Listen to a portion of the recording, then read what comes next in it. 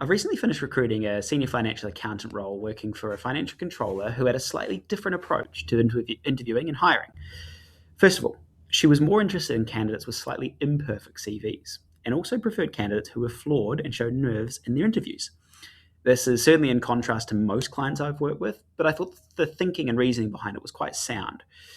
When they had someone with a perfectly polished CV who answered everything seamlessly in an interview, their experience was that that person had done a lot of interviewing.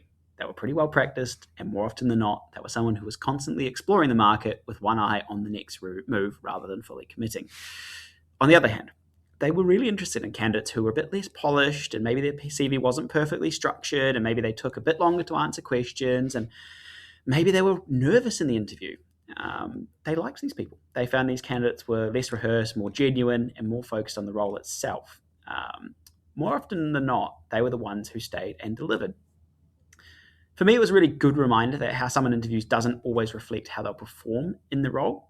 And sometimes the better hire is not the one who looks the most polished in the room, but the one who's actually closest to the work. I'd be really interested in hearing thoughts from anybody who thinks along the same lines or thinks differently and who's experienced similar results. Please do share. Thanks.